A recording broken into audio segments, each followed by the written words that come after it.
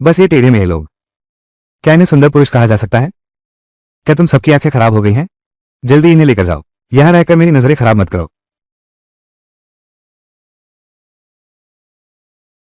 मुखिया, ये तो तीसरी खेप है। और तुम अभी भी क्या अभी भी संतुष्ट नहीं है?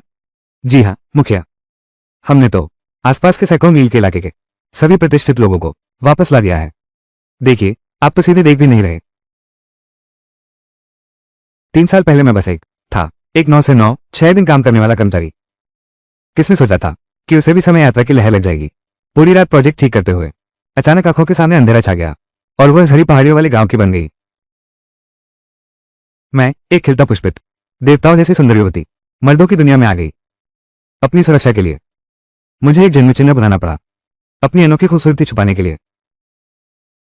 3 साल में एक छोटे सदस्य से मैं मुखिया बन गई। अब थोड़ी शांति मिली है। एक दूल्हा तो ढूंढना ही होगा। अपनी खुशी का जश्न मनाऊंगी। यह मेरे लिए दूल्हा ढूंढने का काम है। यह कोई दावत तो है नहीं। बदल दो इन्हें।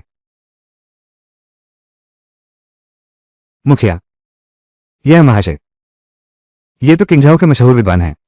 बहुत प्रतिभाशाली है और साथ ही खुद ही शामिल होना चाहता है हमारे किंगफिगर का। मैं एक दोहा सुनाता हूं, बस तुम इसके जवाब दे दो तो मैं तुम्हारी शादी अपनी बेटी से कर दूंगा। तो ये तय हुआ। सच कहूं तो इस प्रतिभाशाली की सबसे बड़ी विशेषता दोहे बनाना है। ध्यान से सुनो। मेरी पहली पंक्ति है, धुएं से गिरी तालाब की वीणा। धुएं से गिरी तालाब की वीणा। मुझे सोचने दो। बस मुझे और 15 मिनट दो। मैं जरूर सही जवाब दे दूंगा। तुम्हें 10 गुना ज्यादा वक्त दे दूं तब भी तुम्हारे दिमाग में कुछ नहीं आएगा। ये तो सदियों से अनसुलझी पहेली है। तुमसे सुलझेगी तो आसमान से तारे टूट पड़े। मैं जरूर सही साबित कर दूंगा। उसकी लेखन शैली मुझसे कमतर है। वो भी मेरी जगह लेना चाहता है। श्रीराम का पति। तुम उस लायक भी हो। ले जाओ इसे। जल्दी से नीचे ले जाओ। ले चलो। सरदार और ये महाशय, इनके धड़ को देखिए। ये तो हैं 10 पर भारी पड़ने वाले जानबाज। आपके लिए बिल्कुल उपयुक्त हैं। दिखने में काफी ताकतवर लगते हैं। पक्का। बस इतना ही। क्या तुम मेरी एक मुक्का सह सकते हो? यह एक महिला है। चाहे तुम मुझे 100 मुक्के मारो, मैं सह सकता हूं।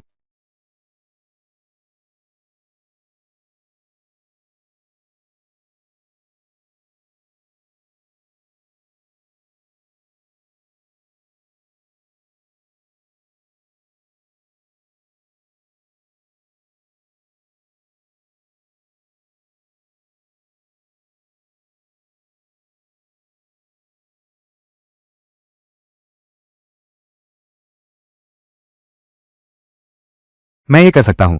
किंगफेक गांव का मुखिया ताकत से दबाकर रखता हूं। मेरी एक मुक्का भी नहीं सह पाए। और मेरे पति बनने का सपना देखते हो।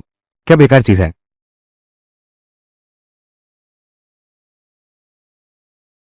सब बेधगे और टेढ़े मेढ़े हैं।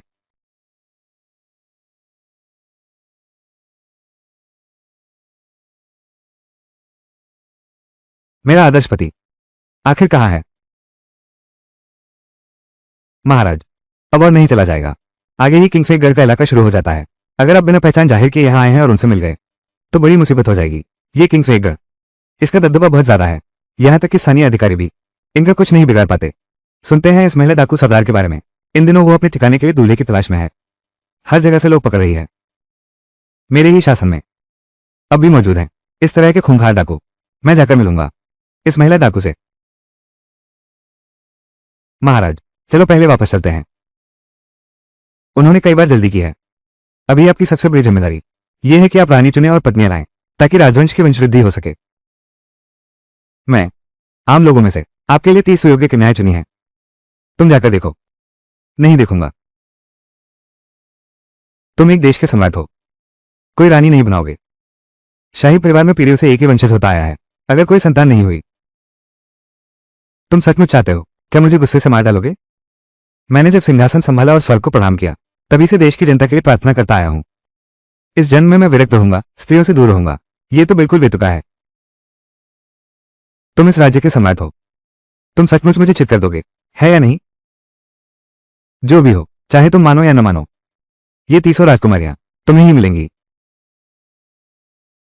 मैं तो सिर्फ महारानी की डांट से बचने दूर यात्रा पर निकला था, लेकिन वो, मुझे प्यास लगी है। मेरे लिए पानी लेकर आओ। जी हुजूर। तो आप यही प्रतीक्षा करें, यहां से हिलना नहीं, मैं अभी वापस आता हूं।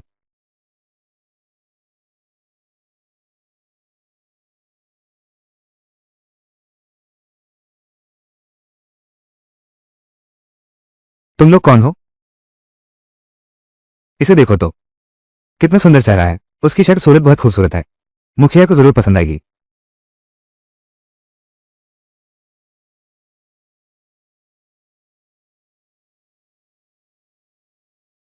तुम ठीक कह रहे हो। देखो इसके रूप को, कोमल और नाजुक चमड़ी वाला है।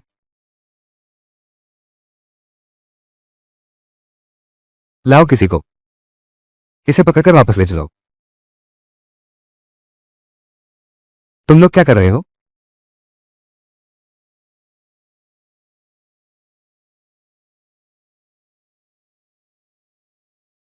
महाराज,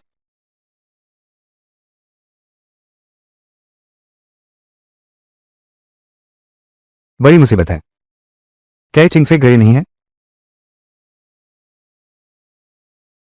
बड़े बड़े सरदार, तुम्हें तो कोई भी पसंद नहीं आया, तो हम भी नहीं। कोई चारा नहीं। यही है मुखिया। मुखिया। मुखिया। देखो, कैसा लगा?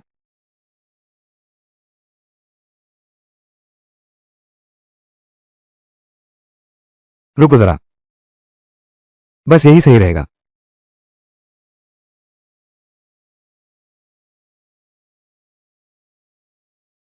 ये लुक तो, ये बॉडी, ये क्लास। बोलो, क्या तुम देवी नेवा की मास्टरपीस हो? तुम क्या करने जा रहे हो? क्या तुम्हें पता है मैं कौन हूं? क्या पता है? पता है क्यों?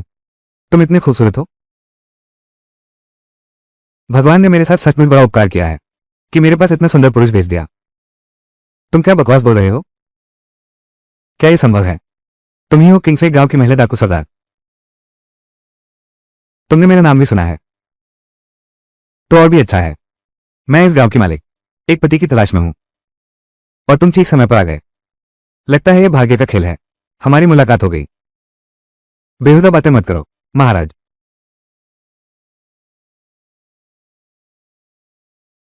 मैं तो गलती से यहां आ गया हूं। तुम इतनी बेइज्जती कैसे कर सकते हो? अगर तुमने मुझे तुरंत नहीं छोड़ा, तो मैं छोड़ दूं। यह मुमकिन नहीं है। तुम चुपचाप यहीं रुक जाओ और मेरा दुल्हन बन जाओ। तुमने क्या कहा? कि मैं तुम्हारा दुल्हन बन जाऊं? मैंने क्या कहा, सुनाई नहीं दिया? बताओ, मंजूर है? एक बार फिर दोहरा देती हूं। ये कैसे रिश्ता? देखो तो, गाली देते भी कितने खूबसूरत लगते हैं। आज रात ही शादी पूरी करेंगे। क्या तुम लोग जानते हो मैं कौन हूं? मैं जानती हूं तुम हो मेरे किस्मत वाले दूल्हे, इस इलाके के मालिक। इसे नहला धुलाकर नए कपड़े पहनाओ। आज इस इलाके का मालिक शादी करेगा। ठीक है।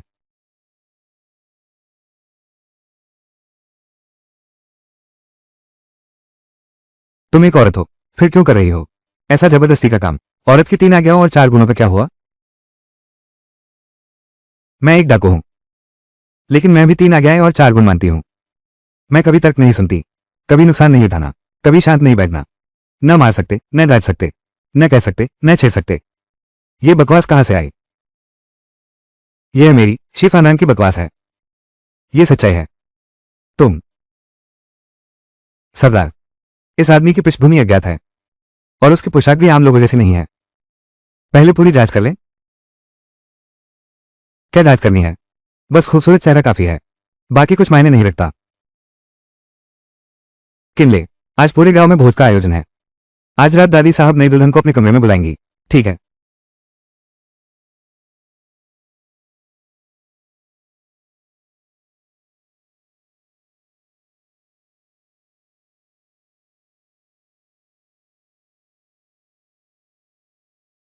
मेरी मेज कहाँ है? वहां लाओ, जल्दी करो। हर बार काम करने में तुम सबसे सुस्त होते हो और खाने में सबसे तेज। सुनो, मैं तुम लोगों से कहता हूं, शुभ मुहूर्त होने वाला है। सभी लोग जल्दी करो, कोई भी देरी न करे। आज रात सरदार की शादी होगी। ठीक है।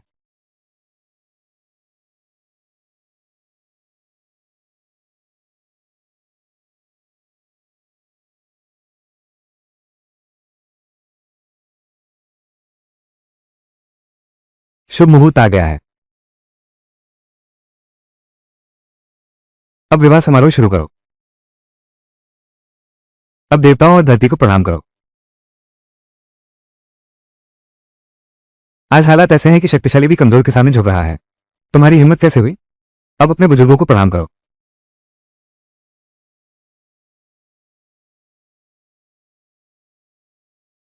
मेरे माता पिता यहां नहीं हैं, तुम्हारे भी तो नहीं है, तो फिर से देवताओं और धरती को प्रणाम करते हैं।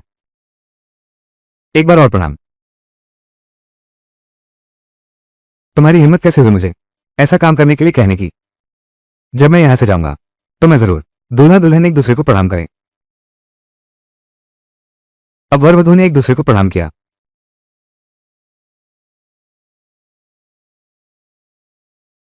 जब मैं यहां से निकलूंगा तो इस चिंगफेक घर को मिट्टी में मिला दूंगा। दुल्हन को कमरे में ले जाओ।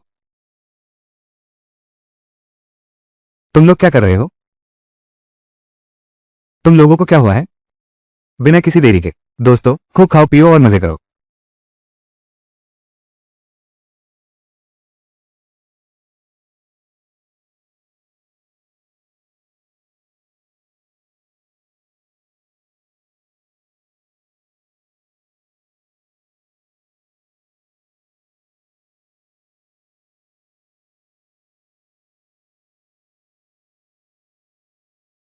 ये तो बिल्कुल गलत है।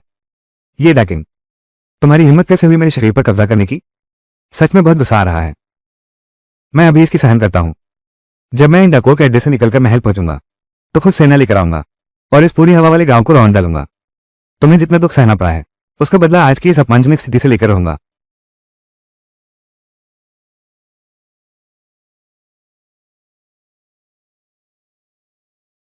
पति। पति। मेरा पति है। बेशर्म। बदसूरत डाकू सरदार। भी मेरी बनना चाहती है। भी दाकांग की महारानी बनना चाहती है। सपने देख रही है।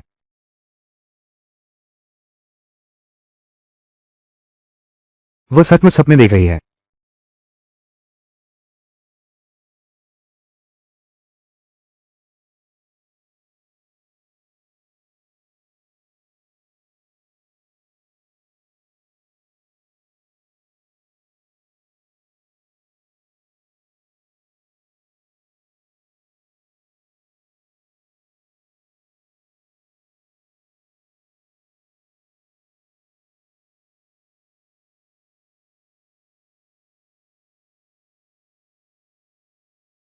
महाराज। महाराज, आखिरकार आपको ढूंढ ही लिया।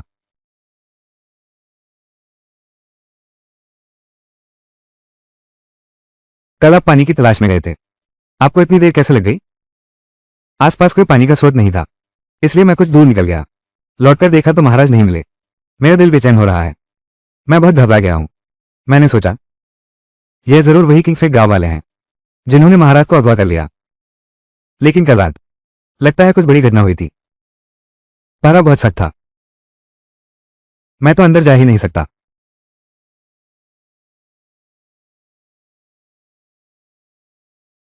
लेकिन इस किंगफेक गांव की मुखिया एक दिलदार लड़ाकू महिला है। चुप रहो, हमारे सामने उसका नाम मत लो। महाराज, आप इस लड़की से इतना नफरत क्यों करते हैं? यह जानने की तुम्हारी जरूरत नहीं है। जल्दी से भाग जाओ।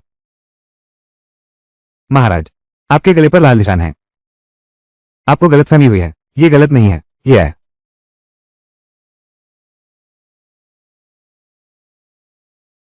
महाराज, कहीं आपकी मर्यादा नष्ट तो नहीं हो गई?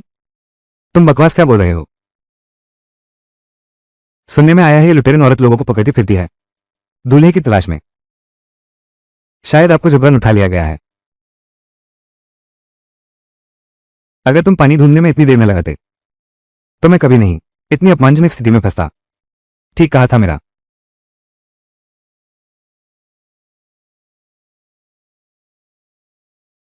महाराज, ऐसा भी नहीं है कि यह बुरी बात हो।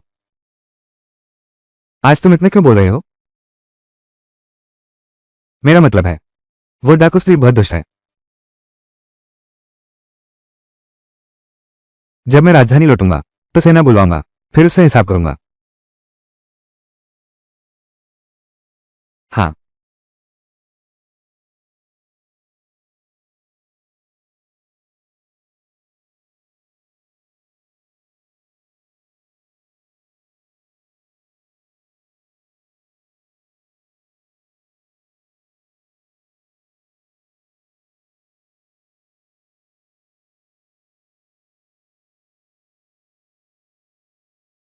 तुम क्या करने जा रहे हो? हमने शादी के वादे कर लिए हैं, विवाह हो गया है। तुम्हें क्या लगता है मैं क्या करूंगा? पति, शादी की रात का एक पल तुम्हारी कीमत हजारों सोने के बराबर है। क्या तुम जानते हो किसी आम नागरिक को जबरदस्ती उठाना कितना बड़ा अपराध है? मुझे पता है, इसकी सजा कैद है। इसलिए मैं तुम्हें इस चिंगफेक घर में कैद करूंगा, जीवन भर के लिए। ये लड़की इतनी बेशर्म कैसे हो सकती है? हम डाकू भी शिष्टाचार और लज्जा की बात करते हैं। आओ पति जी, पत्नी को अपना शरीर दिखाओ। तुम मुझे छू नहीं सकते। क्यों? मैंने संयम रखने की शपथ ली थी, स्त्रियों से दूर रहने की। ऐसा कहने का मतलब तुम अभी भी कुंवारे हो। तुम, खैर, संक्षेप में, अगर तुमने मुझे छूने की हिम्मत की तो यह एक भारी अपराध होगा। तुम्हें औरतों से चिढ़ है ना? देखती हूं तुम्हें ठीक कैसे करती हूं। आओ बड़े भाई, दवा पी लो। तुम मुझे क्या पिलाना चाहती हो जो तुम्हारे लिए फायदेमंद हो? मैं नहीं पीऊंगा। नहीं पियोगे? मैं तुम्हें अपने मुंह से पिलाने पर आ जाऊंगी, तुम्हें पिला दूंगी। तुम्हें शर्म नहीं आती? आओ आओ।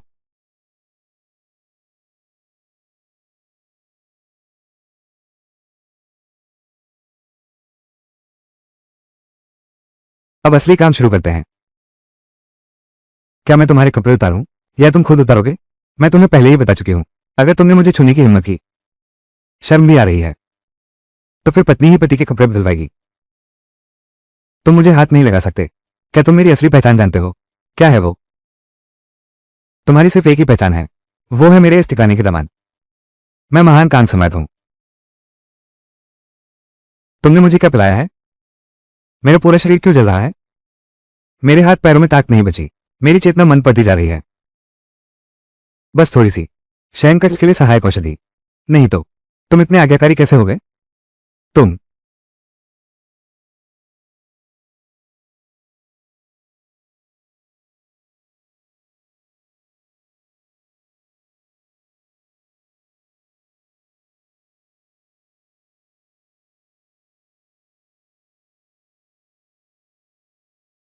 एक महीना बीत चुका है, अब तक उस आदमी को ढूंढ क्यों नहीं पाए?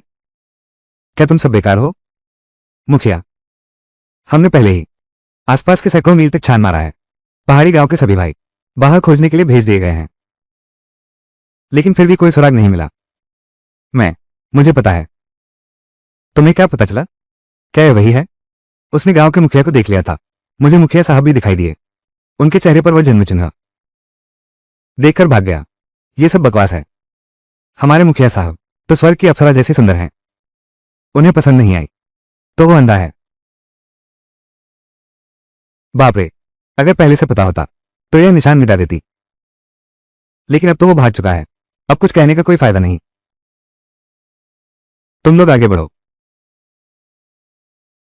मुखिया, मुखिया, मुखिया, तुम्हें क्या हुआ? कहीं मैं प्रेग्नेंट तो नहीं?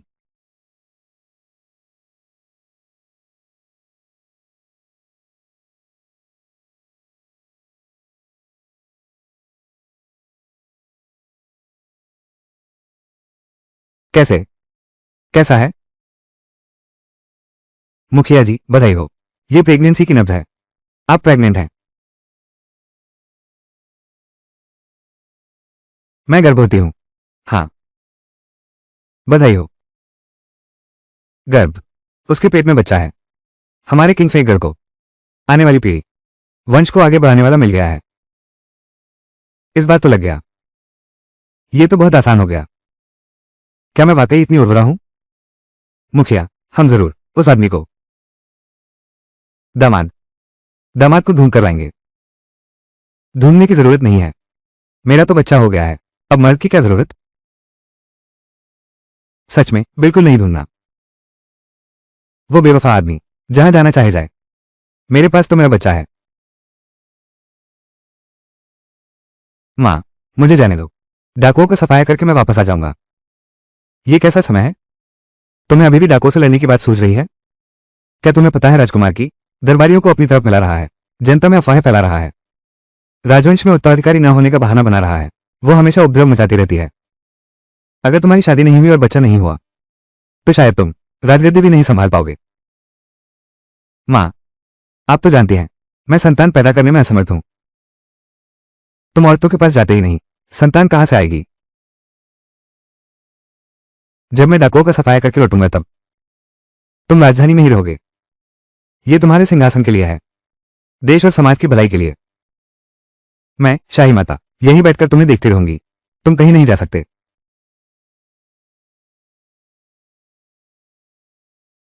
उस डाकू औरत को पकड़कर सख्त सजा न दी गई तो मुझे चैन से नींद खाना नसीब नहीं होगा। तू मेरे सामने खड़ा रह, देखते हैं।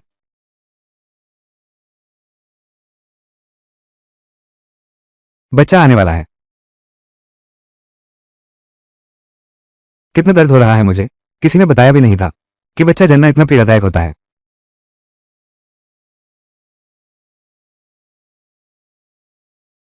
बच्चा हुआ है। लड़का हुआ है। तियान दांग के घर लड़का पैदा हुआ। बेटा है। अब हमारा उत्तराधिकारी है। सुनो, क्या हुआ? और कुछ है। अब समझ आया कि दर्द क्यों नहीं जा रहा था। जुड़वा है। अब और नहीं हो पाएगा। जोर लगाओ। बच्चा आ गया। तो जुड़वा दे। एक लड़की है। एक लड़का और एक लड़की, ये तो बहुत शुभ है। आखिरकार बाहर आ गए। बधाई हो मुखिया, आपको जुड़वा बच्चों की प्राप्ति हुई है। यह विश्वासघाती आदमी आनुवंशिकी तो अच्छी है, उसने मुझे जुड़वा बच्चे दिए।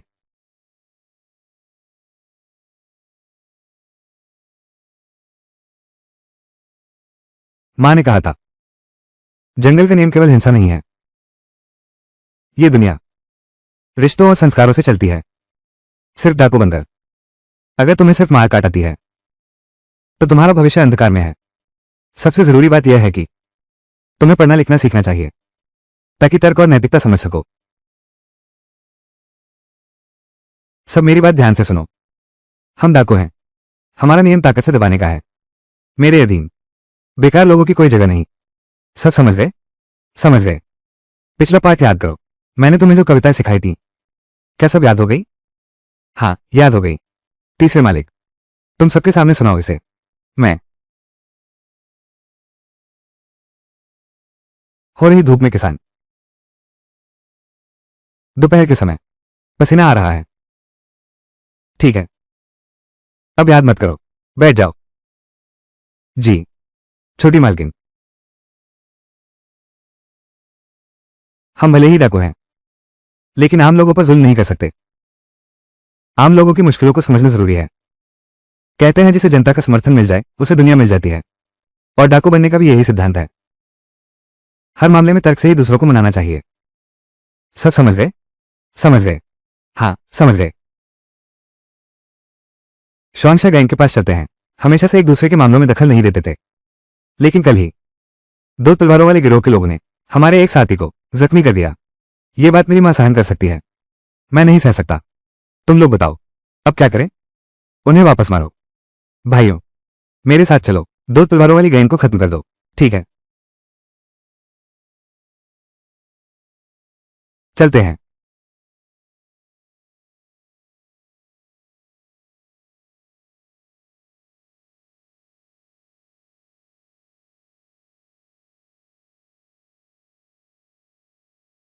गैंग का मुखिया।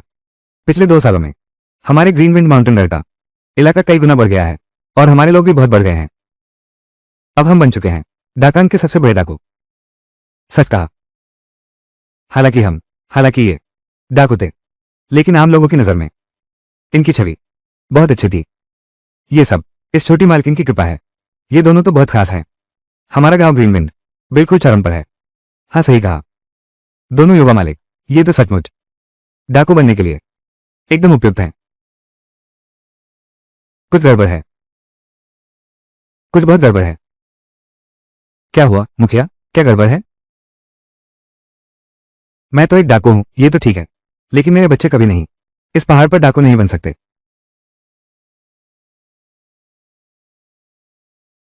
मैंने फैसला कर लिया है।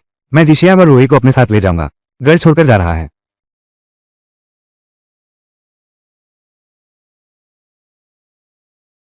वेन, बड़े सरदार, क्या आप सच में हमें छोड़ रहे हैं? अब हम क्या करेंगे? और किंगफे घर का क्या होगा? अब नहीं जाएंगे तो छोटे डाकू बन गए हो। लेकिन दोनों छोटी मालकिन पहले से ही डाकू हैं। चुप रहो, यही तय हुआ। आज मैं लेकर जाऊंगी। शुभ और मंगल। पहाड़ी घर छोड़कर जा रहे हैं। अब किंगफे घर की जिम्मेदारी तुम्हारे हाथ में है। माँ, हम पहाड़ से नीचे क्यों जा रहे हैं?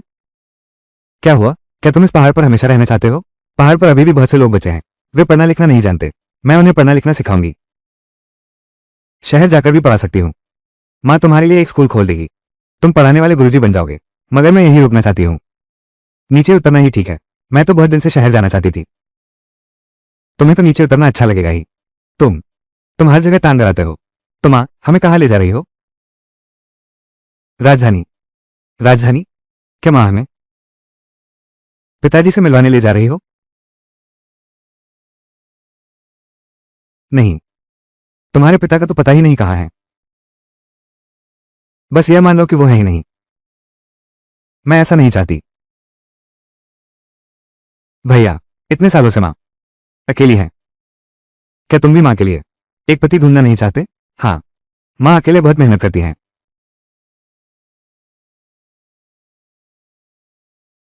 माँ इस दुनिया में सबसे शक्तिशाली महिला है।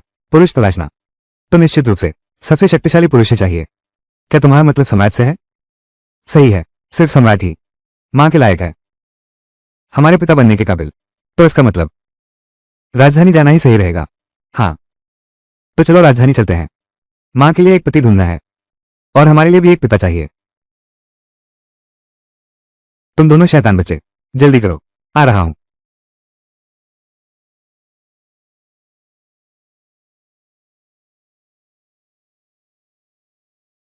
क्या तुम लोग मुझ पर दबाव बना रहे हो? हमें ऐसी हिम्मत नहीं। कहते हैं 3 प्रकार की अवज्ञा होती हैं। वंश आगे न बढ़ाना। आम लोगों में भी यही सोच है। फिर तो जो एक देश के सम्राट हैं, महाराज, आप तो हैं ही। मैं अभी जवान हूं, राजकुमार जरूर होगा। इन 6 सालों में महारानी हमेशा आम लोगों में से सुंदरियों के चयन करती रही हैं ताकि महाराज के हरम में और रानियां आ सकें। लेकिन महाराज, अभी तक कोई राजकुमार पैदा नहीं हुए हैं। हमने कहा था हमारी संतान होगी। राजवंश की निरंतरता राष्ट्र की नींव है। अगर महाराज में वास्तव में संतानहीनता की बीमारी है तो सिंहासन का कोई उत्तराधिकारी नहीं होगा। शायद समय से पहले ही तैयारी कर लेनी चाहिए। महाराज, मुझे लगता है कि राजकुमार की का सुझाव बिल्कुल सही है। सम्राट का कोई राजवंशज नहीं है। सिंहासन का उत्तराधिकारी बनाना अभी से ही राजकीय घोषणा जारी कर देनी चाहिए। राजकुमार की को उत्तराधिकारी घोषित किया जाए। यह बहुत हद हो गई। उन्होंने साहस करके यह कहा कि मेरा कोई वारिस नहीं है और राजकुमार की को उत्तराधिकारी घोषित करने की मांग की। यह बिल्कुल अविश्वसनीय और अपमानजनक है। महाराज, मेरी जांच पूरी हो चुकी है। यह सब राजकुमार की के इशारे पर हुआ है। उसने अधिकारियों को रिश्वत दी है और लोगों का समर्थन हासिल किया है। राजा की महत्वाकांक्षाएं सिंहासन के लिए हैं। लेकिन क्या ये तुम्हारे दिए मौके का नतीजा नहीं है? अगर तुम्हारा कोई उत्तराधिकारी होता तो राजा की कोई दलील ही न बनती। पिछले 6 सालों से मैंने दरबार में अनेक सुंदरियां भेजी हैं, पर तुमने किसी को भी हाथ तक नहीं लगाया। अगर तुम्हारा कोई संतान नहीं हुआ तो राजकुमार की फिर से आपत्ति करेगा, सिंहासन अस्थिर हो जाएगा, देश में उथल पुथल मच जाएगी, तुम अपने पूर्वजों के सामने कैसे शर्मिंदा होगी। मैं भी परिणामों से अनजान नहीं हूं, लेकिन हर बार औरतों को देखकर मुझे घृणा महसूस होती है। क्या सच में कोई अपवाद नहीं है?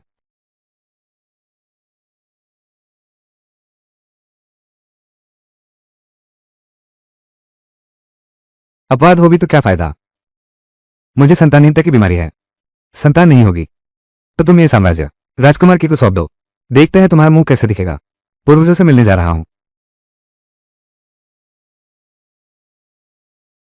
जो किंग, शाही रक्षक दल को तैयार करने जाओ, मैं किंग फेक गढ़ी जा रहा हूं।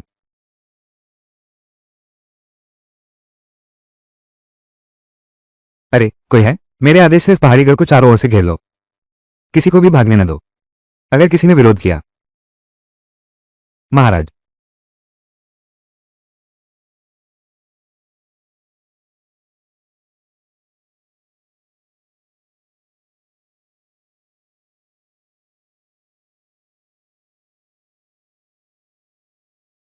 बहुत बुरी खबर है, सरकारी सिपाही हमला कर रहे हैं। तुमने क्या कहा? अधिकारी वाले आ गए हैं, बहुत सारे सैनिक आ गए हैं, जल्दी करो, जल्दी से लोगों को इकट्ठा करो। यहां कौन उपद्रव कर रहा है? यह व्यक्ति मेरे जैसा इतना समान कैसे दिख सकता है? तुम्हारा दामाद कौन है? वो महिला डाकू सरदार कहाँ है? उसे तुरंत बाहर भेजो। तुम्हारी यह हिम्मत कैसे हुई यहां आने की? ओ निगम्य धोखेबाज। बिल्कुल सही, सरदारनी का शरीर भोगकर भाग गया, इसमें तुम्हारा मर्दानगी कहाँ रह गई? अब शर्मिंदा होकर वापस आया है, सरकारी लोगों को भी साथ ले आया। इतना बेशर्म तुम कैसे हो सकते हो? बूढ़े, अब तुम्हारी हकलायत कैसे ठीक हो गई? उसी के गुस्से से। असल में तो उसी ने जबरदस्ती कब्जा किया है। मैं तुमसे बहस भी नहीं करना चाहता। वो महिला डाकू सरदार कहाँ है? जल्दी उसे बाहर भेजो। मुखिया सरदार, वो बच्चे को लेकर गांव छोड़कर चली गई। कहाँ गई? हमें भी नहीं पता। तुमने क्या कहा? उसने बच्चे को साथ ले लिया। तुम्हारा मतलब है क्या उसका बच्चा हो गया है? हाँ, हमारे मुखिया न सिर्फ संतान से धन्य हुए, बल्कि जुड़वा बच्चे हुए हैं, एक लड़का और एक लड़की। क्या तुम्हारी यह बात सच है? अगर इसमें जरा भी झूठ होगा